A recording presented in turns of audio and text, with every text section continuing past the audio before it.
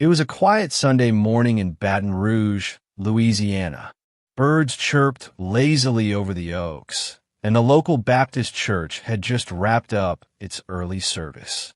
Families in pastel suits and dresses filed out of the chapel with Bibles in hand and small-town smiles on their faces. No one expected gunfire. Not here. Not in the Lord's backyard. But at 10:42 a.m., a single gunshot rang out in the parking lot behind the church, a sharp crack that shattered the stillness like broken glass. 1 minute later, Monique Turner lay face down on the gravel, blood pooling beneath her white blouse, her phone still clutched in her right hand. By the time the first bystander rushed over, it was too late. She was already gone. Police arrived within minutes.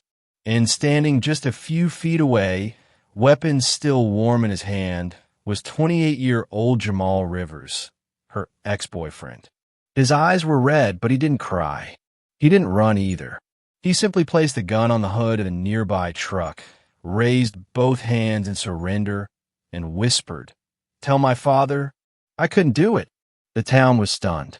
Jamal, the sweet, quiet mechanic who fixed everyone's engines and brought his father to church every Sunday, he killed Monique? Detectives would later describe Jamal as calm but hollow. At the station, he confessed immediately, requesting no lawyer. "I just want to tell the truth," he said. "Not because I want forgiveness, but because the truth has been buried long enough." And what a truth it was. Over the course of the next few weeks, the people of Baton Rouge would watch a nightmare unfold on the evening news, a twisted web of lies, betrayal, and disease that would tear a family apart. It turned out Monique hadn't just been Jamal's girlfriend. She had been sleeping with someone else, too, his father. And more than that, she had infected them both with HIV. What started as a seemingly normal relationship unraveled into one of the most emotionally gut-wrenching cases Louisiana had seen in decades. It wasn't about money or drugs or gang violence. It was about something far deeper, far more human, trust broken at the core of a family. As the investigation unfolded, neighbors began to whisper. Clarence Rivers, Jamal's father, had once been a respected figure in the community, a former soldier turned preacher, a man who wore his past like armor and his faith like a shield. But beneath the sermons and the Sunday smiles, something had gone terribly wrong. Inside his modest home, police found a collection of letters, some written by Clarence, others by Monique. They spoke of passion, secrecy, and shame. One letter from Monique read, "I never meant to hurt him, but the way you made me feel, I couldn't stop." Another from Clarence was addressed to God. "Forgive me, Father, for I have sinned not against heaven alone, but against my own blood." Jamal, meanwhile, was left in pieces. Not only had he tested positive for HIV just weeks before the murder, but he discovered almost simultaneously that the disease had come not from some random one-night mistake, but from the woman he loved and the man he called Dad. The emotional fallout was seismic. Friends described Jamal as walking around in a daze in the days leading up to the shooting. He stopped going to work, stopped eating, sat in his garage for hours, just staring at the wall. He was a good kid, said Mrs. Laverne Thomas, a neighbor who'd known the family for over 2 decades. But you could see something broke inside him, like he didn't know who he was anymore. The prosecutors would later call it a cold-blooded killing. The defense would call it a breakdown born of betrayal. And Jamal would call it something else entirely. The death of everything I ever believed in. In the days following the murder, Baton Rouge became a town split in two. Some condemning Jamal for his actions, others quietly admitting they couldn't promise they wouldn't have done the same. But one thing was clear. This wasn't just another crime. This was a slow-motion car crash of love, lust, guilt, and illness, playing out behind closed doors in a home that once looked just like yours. And at the center of it all was a single, tragic truth. When you infect a family with betrayal, someone always pulls the trigger. Before the blood, before the secrets, before the test results, and the loaded gun. There was just Jamal and Monique, two souls trying to make something good in a world that rarely offered much kindness. They met on a rainy Friday afternoon at Rivers Auto Repair, the small garage Jamal ran behind his father's house. She drove in with a busted brake light and a smile that could melt steel. "Can you fix it today?" she asked, stepping out her red Nissan. "I have church in the morning." Jamal wiped the oil from his hands, barely looking up. But when he did, something caught in his chest. She was beautiful, not just in the way she looked, but in the way she carried herself. Confident, but not loud. Present, like someone who knew how to listen. "Yeah," he said. "I got you." That's how it started. A 20-minute repair turned into a 2-hour conversation in the waiting room. She told him she had just moved to Baton Rouge from Atlanta to start fresh. She was volunteering at the local Baptist church, same one Jamal and his father had attended for years. Said she liked helping kids. Said she didn't have much family left. Jamal didn't press for more. He never did. He was the kind of man who let silence fill the spaces other people rushed to cover. And somehow, Monique seemed to appreciate that. They started seeing each other soon after. A movie here, a Sunday lunch there. Nothing flashy. Just easy. Natural. For the first time in years, Jamal felt like he was waking up in color again. He'd been through a lot. Losing his mother to cancer when he was 21 had left a hole in him too wide to patch. His father, Clarence, had tried to hold things together, but grief and alcohol made him a stranger for years. It wasn't until Clarence found religion, really found it, that the two began rebuilding their bond. So when Monique came into Jamal's life, it felt like the final piece of the puzzle. "She's good for you," Clarence had said one night over dinner, sipping sweet tea. "You look lighter, son, like your mother used to make you look." Jamal smiled at that, but Monique didn't. She just looked down at her plate. Maybe you should have noticed. But love has a way of blinding even the best of us. Over the next few months, things moved quickly. Monique spent more and more time at the house. She helped Jamal repaint the kitchen, went to church with him and Clarence every Sunday, cooked dinner on Wednesdays, started leaving clothes in the laundry room. One night, Jamal told her he loved her. She didn't say it back right away, but she kissed him softly and whispered, "You make me feel safe." That was enough for him. By fall, they were talking about marriage, kids, a better future. Jamal even started saving for a ring. But right around that time, things started to shift. Monique became quieter.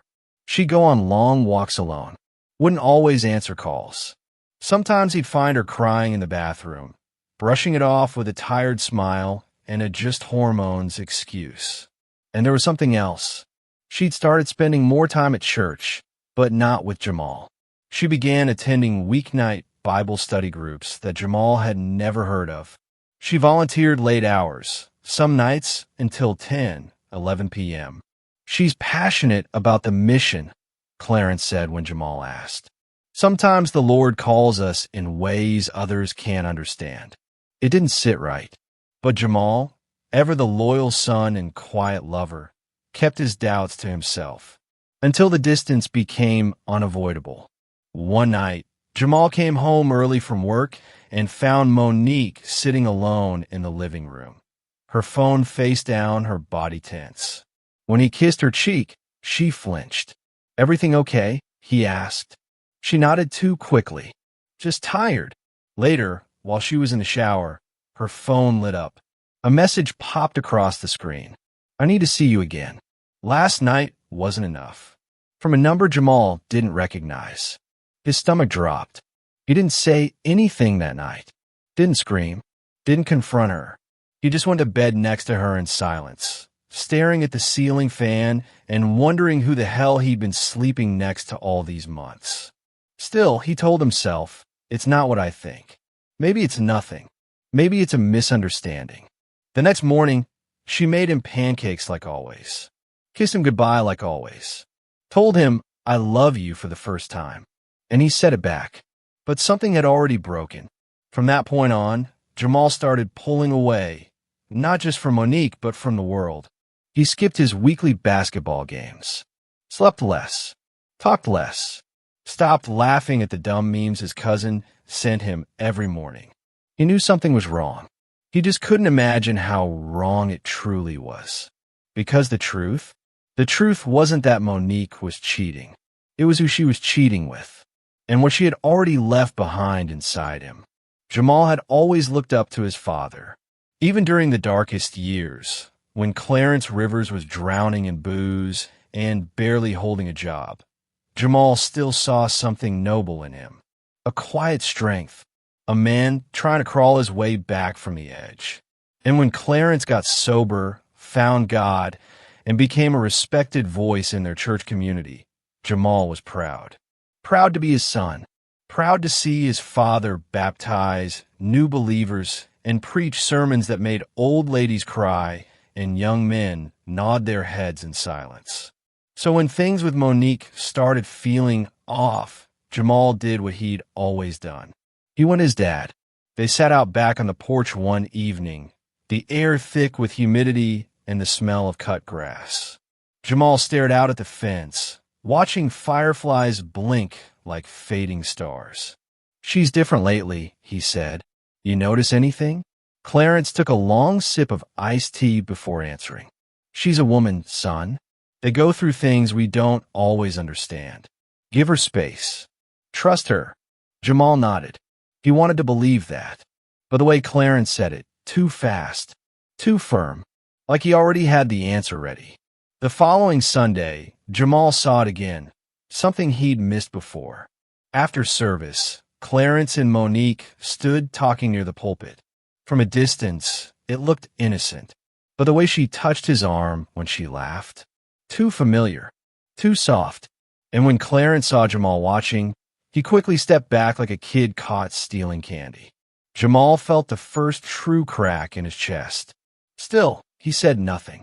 He wanted so badly to be wrong. But suspicion doesn't fade, it festers. In the weeks that followed, Jamal began noticing more signs. Little things at first. Monique stopped sleeping over, claimed she needed me time, and had to focus on her faith. Clarence started staying out late. Said he was doing home visit for church members, but couldn't name who. One night, Jamal walked into the kitchen to find Monique's favorite scarf, still warm, draped over the back of Clarence's chair.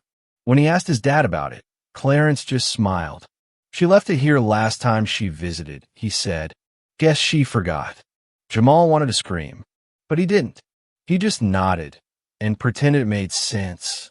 Then came the morning that changed everything. Clarence collapsed during a prayer session at church. EMTs rushed him to the hospital. Jamal rode in the ambulance, heart pounding, praying his father wasn't having a heart attack. At the hospital, the diagnosis came quietly, almost clinically, HIV positive. Clarence didn't cry, didn't ask how, didn't deny. He just stared straight ahead, jaw tight. Jamal stood frozen. "What? I'll be fine," Clarence muttered. "People live long lives with it now." "But how, Dad?" Jamal's voice cracked. "How did you get it?" Clarence didn't answer, just turned his head toward the window and let silence fill the room.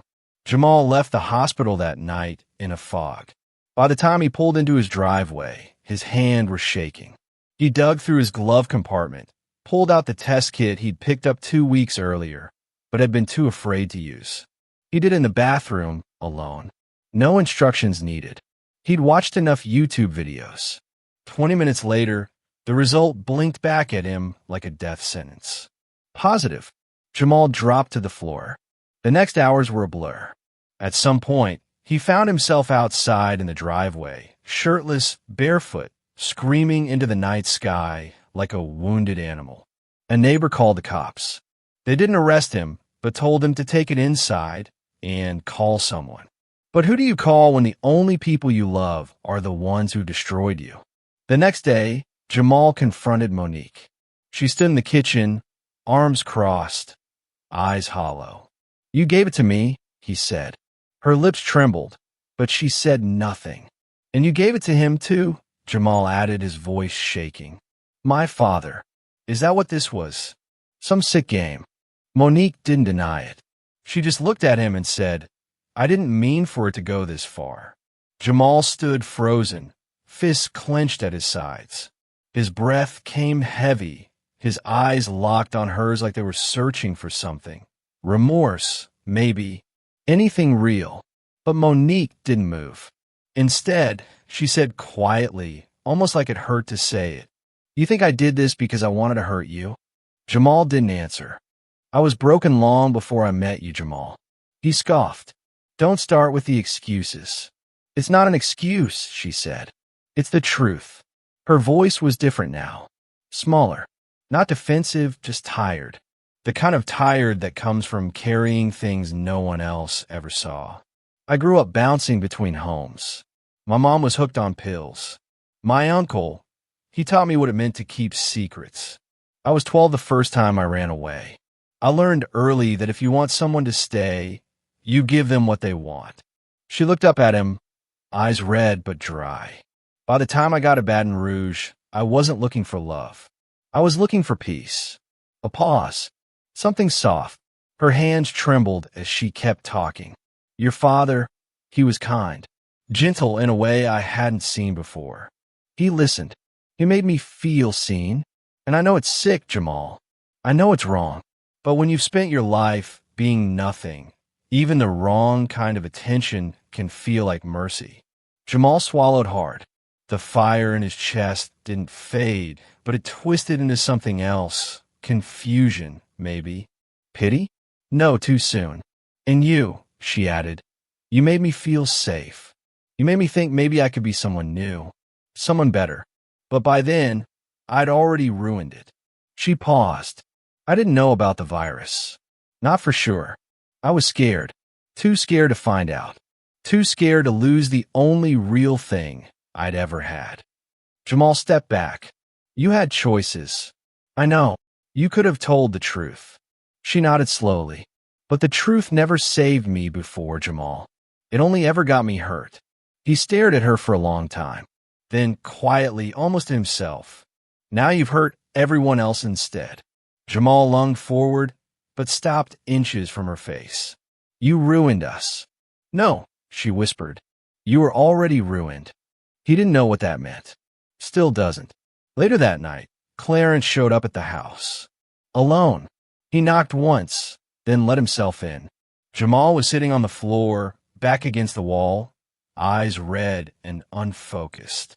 "Don't say a word," Jamal warned. Clarence stood there silently, hands shaking, holding something small in his palm. It was a silver chain, his mother's old necklace. "She gave this to Monique," Clarence said quietly. "Told her she was part of the family now. I was going to give it back.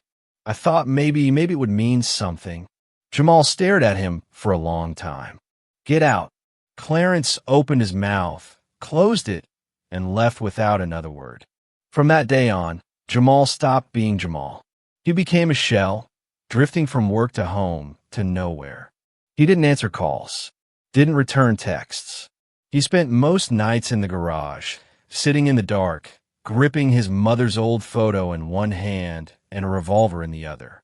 And when the police later asked why he hadn't told anyone what was going on, why he didn't just walk away, his answer was simple.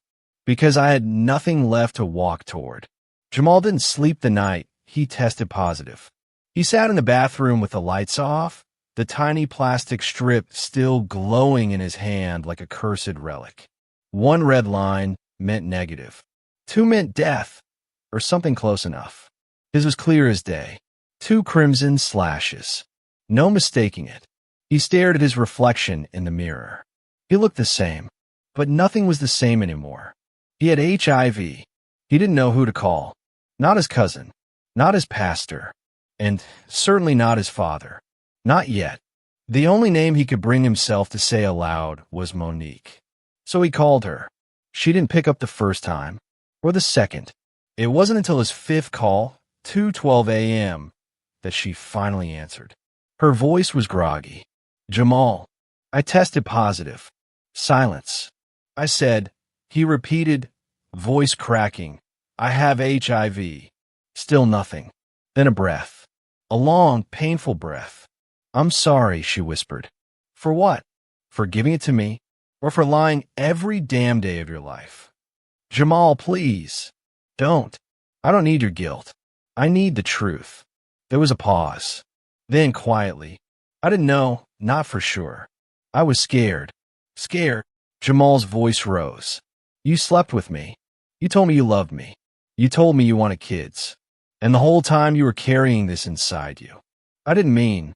And it's not just me, is it? That stopped her cold. I know, he said, each word sharp. About you and him. She started to cry. But Jamal had no tears left to match her. I hope it was worth it, he said, and hung up. The next morning, Jamal didn't go to work. He didn't leave his house. But his father did. Clarence came knocking just after noon. Jamal didn't answer the door. Clarence knocked again. Son, please. Jamal opened it slowly, just enough to look him in the eye. We need to talk, Clarence said. Jamal nodded once and stepped aside. They sat across from each other in the living room. The same room where Monique once folded laundry and hummed gospel songs. Where Jamal once thought family meant something sacred. Now it was just two men, father and son, sitting in the ruins of a life that used to be. You knew she was sick? Jamal asked. Clarence shook his head. No, I swear. I didn't know she had it. I would never. But you knew she was mine. Clarence closed his eyes. I'm sorry. That doesn't answer the question. Clarence faltered. It started when she came to me for counseling. She said she was confused, struggling with her faith. I thought I was helping her. Then one night, she kissed me, and You kissed her back. Clarence didn't respond. He didn't have to. You're my father, Jamal said. You were Mom's husband. You were a preacher. I'm also a man, Clarence said quietly. That answer made Jamal's jaw tighten.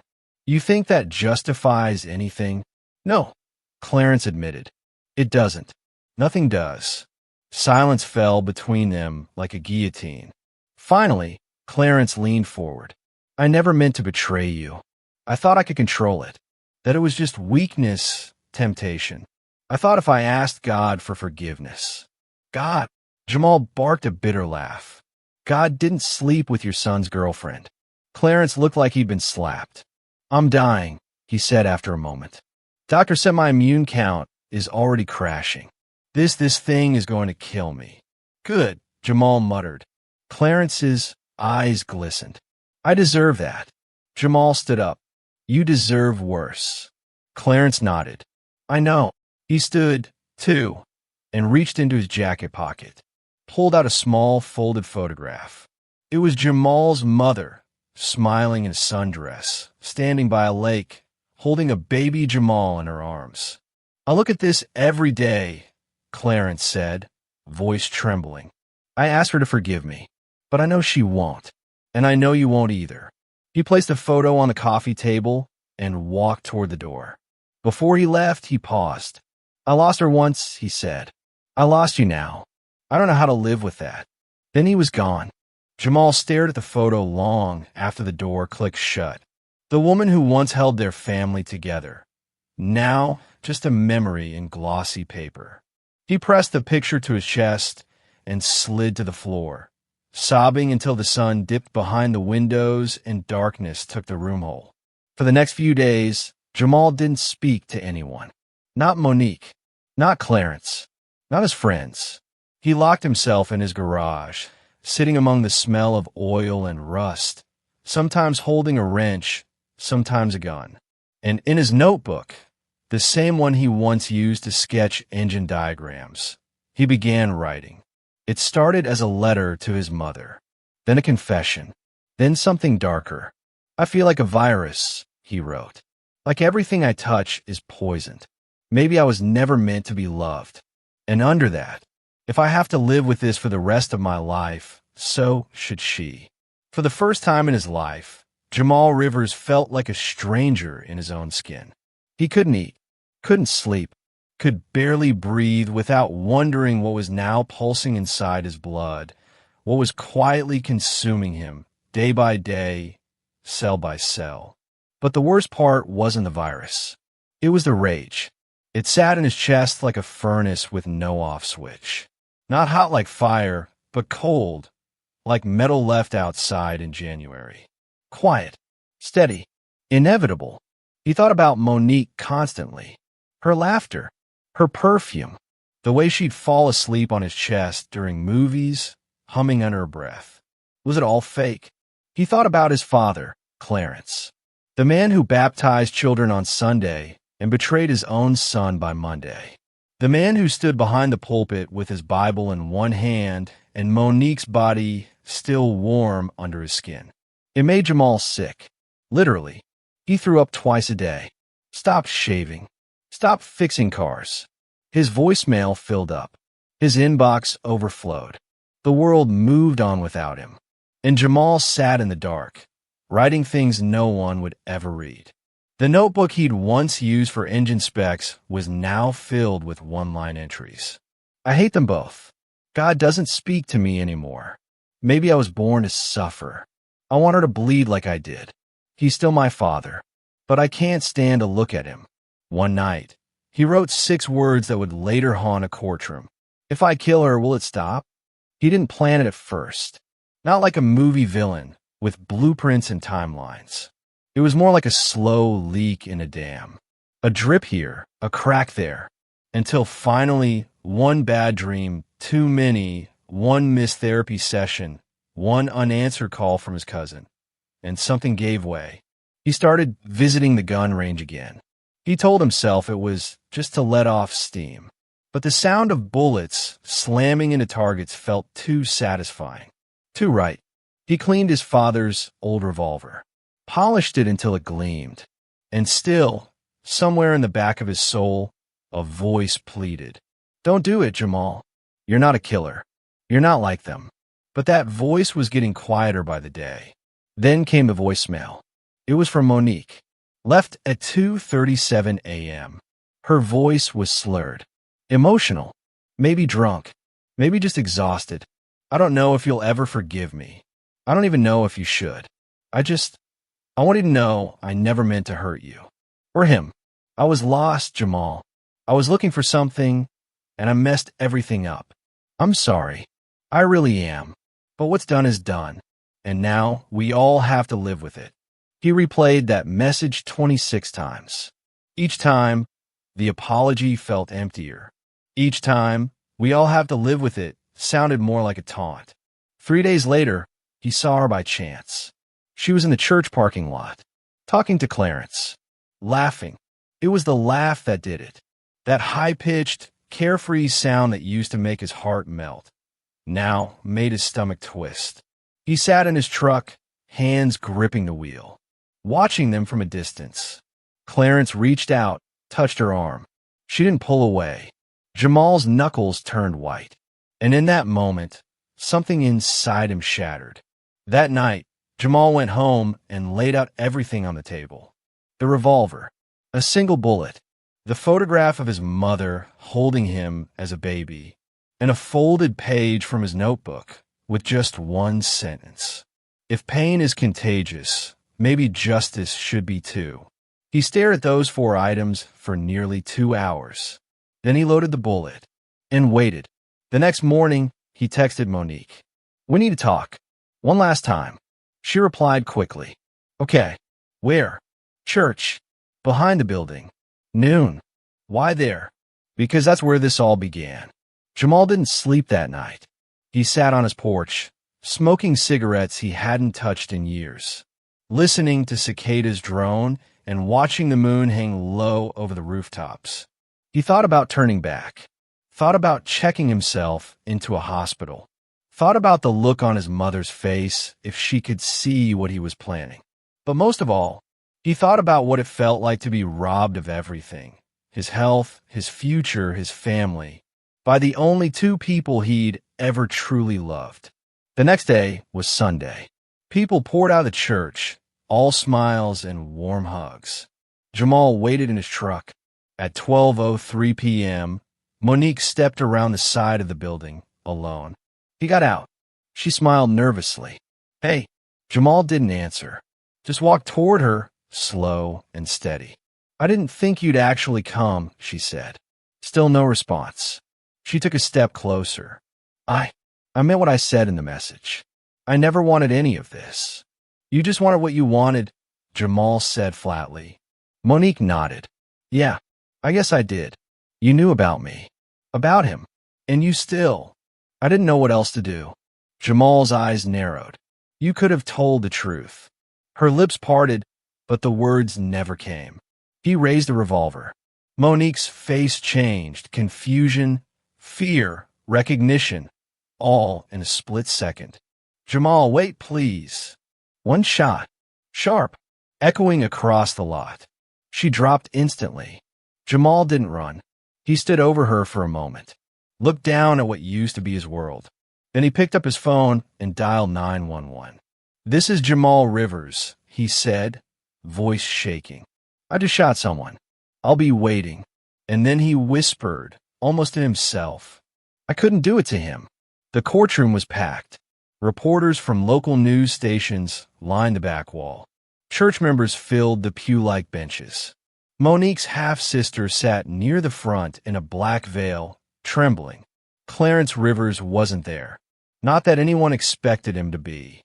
It had been 4 months since the shooting. 4 months of headlines, speculation, and a growing public divide. Some saw Jamal Rivers as a cold-blooded murderer. Others whispered that he was a victim long before he ever pulled the trigger. But the law doesn't deal in whispers. And now it would have its say. The prosecution called it premeditated murder. District Attorney Susan Harding stood tall in her tailored navy suit, heels clicking like a metronome of judgment. "Ladies and gentlemen of the jury," she began, "this was not a crime of passion. This was a calculated execution, carried out in broad daylight by a man who made a choice. He lured Monique Turner to that church. He brought a loaded weapon. He pulled the trigger, and he watched her die. She held up the revolver in a clear plastic bag. Justice does not excuse heartbreak. Pain does not justify homicide." The defense, led by a soft-spoken attorney named Marcus Hill, told a different story. Jamal Rivers was betrayed by the 2 people he loved most, he said. His partner, his father, and as a result, he was infected with a lifelong illness. He didn't just lose his relationship. He lost his future, his trust in humanity, and his health. This wasn't revenge. It was the collapse of a man who had nothing left to hold on to. He paused, glancing at Jamal, sitting still in a gray suit 2 sizes too big. "Ask yourselves, if this had happened to your son, your brother, your best friend, would you still see him as a monster?" Witnesses were called. The ER nurse confirmed Monique was dead on arrival. A neighbor testified to hearing yelling from Jamal's garage weeks earlier, like he was fighting demons in there. One of Jamal's cousins choked back tears as she told the jury. "He was one of the kindest men I knew. But after Monique, after the diagnosis, he wasn't Jamal anymore." And then came the moment everyone had waited for. Jamal took the stand. The courtroom went silent as he rose, walked slowly to the witness chair, and placed his hand on the Bible. He looked thinner, worn down, but there was something clear in his voice. No bravado, no excuses, just a kind of broken honesty that made the air heavy. "My name is Jamal Rivers," he began, "and I killed Monique Turner." Gasps rippled through the gallery. "I'm not here to deny it. I'm not asking for sympathy. I just want to tell you what happened and why." He took a deep breath. "She was the first woman I ever saw a future with. I thought I'd marry her, raise kids with her, grow old with her. I gave her everything I had." He glanced toward the jury. "And then I found out she was sleeping with my father." Murmurs spread. The judge banged the gavel. Jamal continued. "She lied to me, lied with her words, with her body, and by the time I realized the truth, it was too late. I was already sick. HIV. From the woman I loved. From a father I trusted. He wiped a tear from his eye. You know what it's like to feel dirty in your own skin? To not want to touch anything because you're afraid you'll ruin it too? That's how I felt. Every second of every day. And I didn't plan to kill her. Not at first. I just wanted to see her. Look her in the eye. Ask her why. But when she laughed, like none of it mattered, I snapped. He looked down at his hands. I pulled the trigger. And the second I did, I knew I couldn't take it back. He looked up. I'm not proud of what I did. But don't think for a second, I don't regret it. I have to live with this. Every day, every time I close my eyes. His voice cracked, and I couldn't bring myself to shoot my father. Because deep down, he's still my dad. When he stepped down, no one clapped. No one cheered. But more than a few people cried. Even the bailiff's eyes were misty. The jury deliberated for 9 hours. They returned with a verdict. Guilty of manslaughter, not murder. The judge sentenced Jamal to 10 years in prison, with eligibility for parole after 7. Your pain does not excuse your actions, the judge said. But this court recognizes the extraordinary emotional circumstances that led to them. Jamal nodded. He didn't flinch, didn't speak. Outside the courthouse, public opinion split. Some protested the sentence as too light. Others said it was too much. A local news anchor called it one of the most morally complicated cases in recent Louisiana memory. But Jamal never saw the coverage. He was already on the bus to Angola State Prison, watching the world blur past the window like a life that no longer belonged to him. Clarence never testified. After the verdict, he disappeared from Baton Rouge altogether, sold the house, resigned from the church. Word was he moved to northern Mississippi and opened a small hardware store under a different name. He left no forwarding address. What most people didn't know, what not even Jamal ever found out, was that before Clarence left Baton Rouge, he sat down at the same dining table where they used to eat Sunday dinner and try to write his son a letter. He didn't write it as a preacher or a father. He wrote it as a man who had torn down the only family he ever had. The letter was never mailed, but the words bled onto the page like confession. Son, I know I'm the last person you want to hear from. I don't even know if you'll read this, but I can't leave this house without trying to say what I should have said long before everything fell apart. I failed you. I failed your mother. I failed God. I let weakness wear the skin of love, and I mistook my guilt for grace. I crossed a line that should have never been approached, let alone stepped over. And in doing so, I didn't just betray your trust. I destroyed the foundation of who we were. You looked up to me, and I used that height to hurt you. There's no forgiveness for that. Not from heaven. Not from you. Not even from myself. I'm not running because I'm a coward. I'm running because every corner of this town reminds me of what I did, of what I lost, and of the look in your eyes that day, the way you wouldn't even raise your voice. Just said, get out. That was worse than any punishment a judge could hand down. If I could trade my life to take away what happened to you, I would. In a second. But all I can offer is distance. And this truth. I pray for you every single morning. Not as your father, just as a broken man who still calls you son. I'm sorry.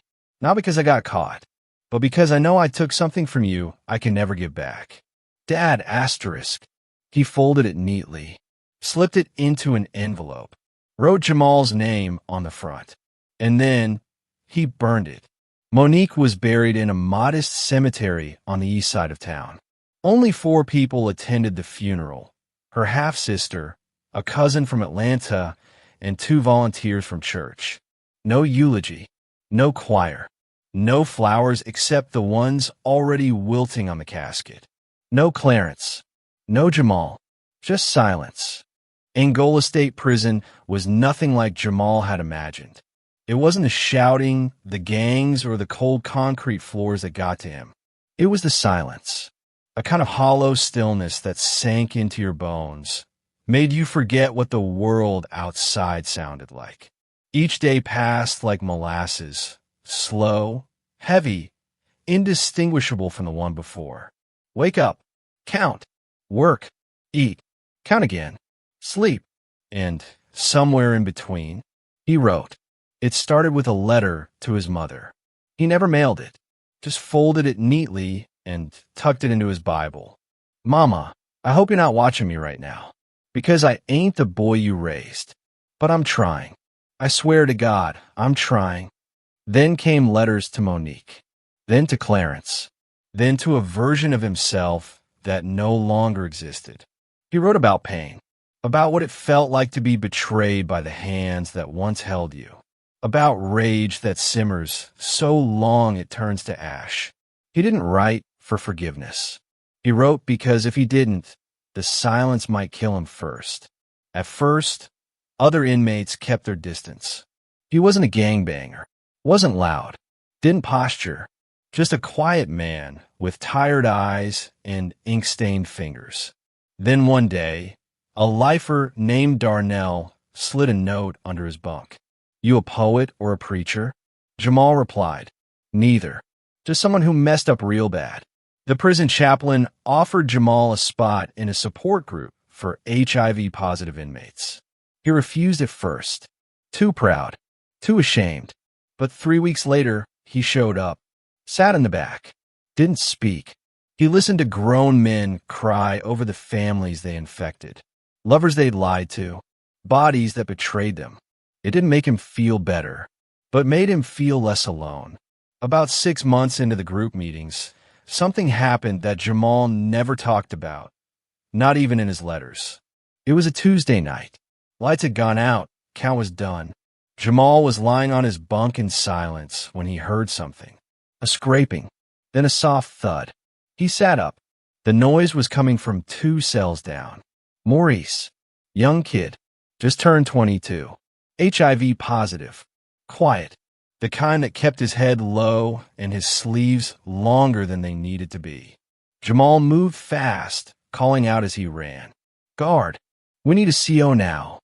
By the time the officers arrived and opened the door, Jamal was already inside, holding Maurice up with both arms as the sheet slipped from around his neck. The kid was shaking, barely breathing, tears streaming down his face. Jamal didn't let go. He stayed with him the whole way to the infirmary, gripping his hand like it was the only real thing left in the world. Later that night, after the chaos quieted, the chaplain found Jamal sitting in the chapel alone. You saved his life, the chaplain said. Jamal didn't answer. He just stared ahead, voice flat. He reminded me of me. From that night on, something in Jamal shifted. He wasn't just surviving anymore. He was reaching. He volunteered to help new inmates learn to read. He organized old books in the prison library and left post-it notes in them with quotes from Psalms or Maya Angelou. And once a week after lights out, he'd walk past Morris's cell and tap twice on the bars. Not a word, just a tap, a reminder. You're still here. You matter. Don't let the silence swallow you. One rainy afternoon, he stood at the window of the chapel, watching thunder roll across the hills outside the razor wire. Clarence used to love storms, said they were God's way of washing the dirt off the world. Jamal wondered if God had enough water for someone like him. Clarence never wrote, never called, never visited. Jamal told himself he didn't care. But some nights, when the lights went out and the walls closed in, he'd whisper to the darkness, "You still alive, old man?" And sometimes, just sometimes, he hoped the answer was yes. After 2 years inside, Jamal was moved to a minimum security unit due to good behavior. He worked in the prison library, organized books, helped other inmates read.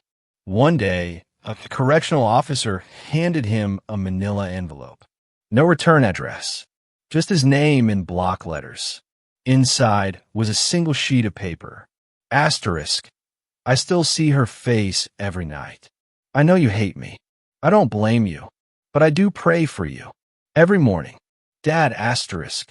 Jamal stared at it for a long time. Didn't cry. Didn't curse. He just folded it slowly, pressed it into his Bible, right beside the letter to Mama. In his third year, a journalist from The Advocate reached out. She was doing a piece on crimes of the heart, murders born not of greed or drugs, but of betrayal. She asked if he'd speak on the record. Jamal declined.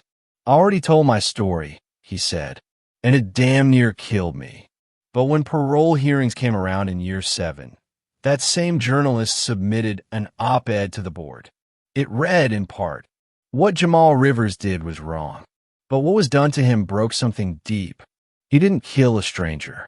He killed the version of love that betrayed him, and he's paid for that every single day since. The board voted 4-1 in favor of release. He walked out on a Tuesday morning. The sky was overcast. The air smelled like freedom and guilt and dust all at once. Jamal didn't return to Baton Rouge.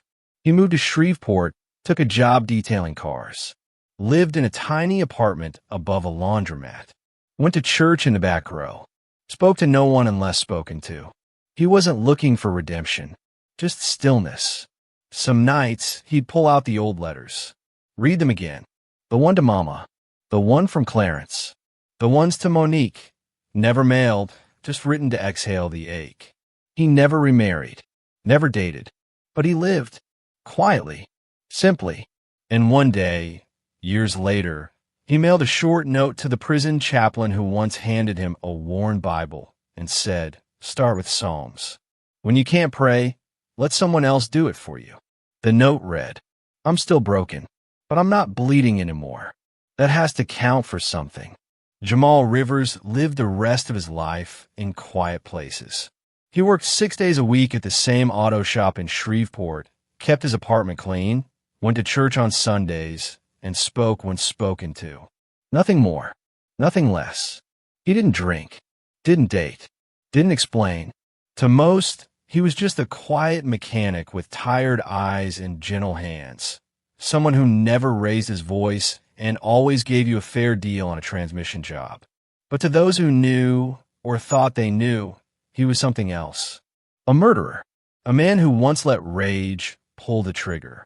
A man who once let love destroy him from the inside out. Over the years, Jamal saw doctors regularly. His viral load stayed low. Medication kept the illness in check. He called it my shadow, always there, always following, but no longer dragging him down. He started journaling again. Not long letters or tear-stained confessions. Just simple entries. June 5th, helped a lady change her tire in the rain. She said thank you 3 times. I almost cried. August 21st, dreamt of Mama. She was holding my face like she used to. Woke up smiling for the first time in weeks. January 3rd, still here. Still breathing, still broken, but maybe that's okay. One evening, as the sun slipped behind the laundromat and the garage closed early for repairs, Jamal sat on the roof of the building, legs crossed, a half-warm coffee in one hand, and a quiet sky overhead. And for the first time in years, he remembered the stars. Not just any stars, but a specific night. He must have been 7 or 8. Still small enough to fit in his mama's lap, but old enough to ask big questions about where people go when they die. It was the night of the meteor shower. She'd woken him up after midnight, wrapped a blanket around his shoulders, and led him barefoot to the backyard. "Look up, baby," she'd whispered. "God's painting tonight." They lay side by side on a blanket, the scent of fresh grass thick in the air. Every few minutes, the sky would tear open, streaks of silver slicing through black, like heaven couldn't keep its secrets in anymore. He remembered asking her, "What if I get lost someday?" She smiled and brushed his cheek. "Then I'll light a star just for you." Back on the rooftop, decades later, Jamal closed his eyes and tried to remember her face, not just from the photos, but the way her laugh tickled the wind, the way her arms wrapped around the world when she held him. That night, he didn't write anything in his journal, didn't pray, didn't speak. He just looked up, and for once, it didn't feel like the sky was falling. It felt like someone had remembered him. Sometimes, strangers came into the shop and recognized his name. Some gave him long stares. Others whispered behind their hands. Once, a young woman approached him in the parking lot. She looked no older than 25. "Are you?" she asked. He nodded. She paused, then said softly, "I read about you in college, in a criminal psychology class." He waited. "My professor said what you did was unforgivable," she continued. "But I don't know. I think maybe sometimes people snap because they've been shattered too many times." Jamal didn't respond, just offered a quiet, "Take care," and walked back inside. He didn't need to be understood. He just needed to keep going. It was a humid Wednesday afternoon when a beat-up minivan rolled into the shop, steam billowing from under the hood. Jamal stepped outside, wiping his hands with a rag. Out of the driver's seat came a young man, mid-20s, buzz-cut, nervous smile. His shirt was a size too big, and his sneakers looked like they'd seen 100 rainy days. "You Jamal?" the kid asked. Jamal nodded slowly. I heard you were good with busted radiators." Jamal said nothing, just gestured for him to pop the hood. While Jamal worked, the young man lingered near the wall, picking at his fingernails. "You probably don't remember me," he said suddenly. "But I remember her. Monique." Jamal froze. "She volunteered at the shelter I was in. I was 12. Ran away from a foster home in Alexandria. No one cared, but she did." He glanced at Jamal. "She brought me sneakers, clean socks, made me sit down and eat, even helped me get back in school. I mean, I still screwed it up later. But she saw me." Jamal stayed silent, his hands buried in the engine, jaw clenched tight. "I don't know what happened between you two," the kid continued. "But I just thought you should know. Not everything she did ended in hurt." When the repair was done, Jamal didn't charge him, just handed back the keys and said, "Keep the fluids topped up. She always hated when cars broke down." The kid blinked, then nodded slowly. "Thanks, man. And I'm sorry for whatever you went through." Jamal watched him drive off, the smell of radiator fluid still in the air. He didn't smile, didn't cry, but for the first time in a long time, he whispered her name without anger. The last letter Jamal ever wrote was addressed to someone he never met. Monique's younger sister, Simone. She had been only 15 when Monique died. Too young to understand the full weight of what had happened. Too devastated to process the web of betrayal that led to her sister's murder. Jamal held on to the letter for years. Revised it 17 times. Ripped it up 3 times. Rewrote it on yellow legal pads and coffee-stained napkins. Eventually, he mailed it. It read, "Simone, you don't owe me anything, least of all forgiveness. But I wanted you to know that I think about your sister often. Not just how she died, but how she lived.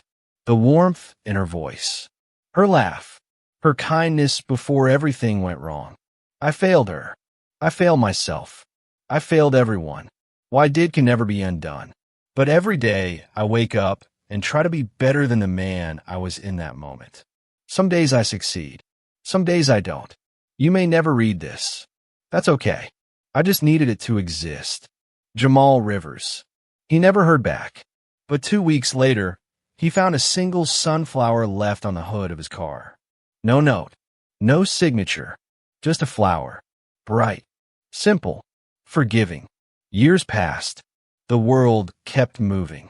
New names fill the headlines. New scandals. New crimes. People forgot. But one small article stayed pinned to the bulletin board in the corner of the prison library at Angola. Mechanic turned inmate turned poet. A story of pain, prison, and quiet redemption. Most inmates never read past the title, but some did. And one of them, years later, wrote Jamal a letter from cell block D. "Your story made me put the knife down. Just thought you should know." Jamal died on a rainy Thursday in early spring. Heart failure. Age 59. Peacefully in his sleep. No funeral. No obituary. But a few people came together at his gravesite. The prison chaplain, his old lawyer, a co-worker who said he never missed a shift in 8 years, and Clarence Rivers, old, thin, fragile. He placed a folded letter on the casket and whispered, "I never stopped praying for you." We often talk about justice in terms of courtrooms and verdicts, but sometimes justice is quieter. Messier. It lives in the lifetime of silence after the gavel falls. It lives in the eyes of a man who walks out of prison with nothing but a Bible and 1,000 sleepless nights. It lives in the way he keeps showing up, day after day, doing right when no one's watching. Jamal Rivers didn't die a hero or a villain. He died as something else entirely.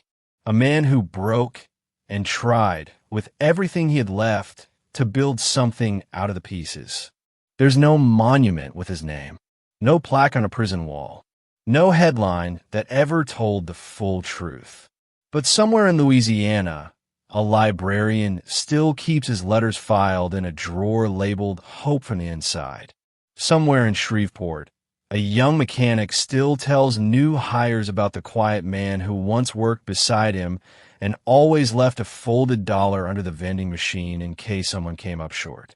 And maybe, just maybe, somewhere in a foster home, a grown man named Maurice taps on a wall before bed the way Jamal once did. A silent rhythm, a promise that no one has to vanish just because they've been forgotten. We talk about justice in loud ways. Courtrooms, cameras, verdicts carved into history books. But the quieter kind, the kind that shows up in the way a man chooses to live after everything's been taken from him, that kind doesn't ask to be seen. It just is. It lives in quiet acts, in unopened letters, in engines repaired for free, in the way a man walks forward, not because he's healed, but because the walking matters more than the wounds. Maybe Jamal Rivers never found peace in the way sermons promised, but maybe peace found him anyway, not as a reward, but as a whisper.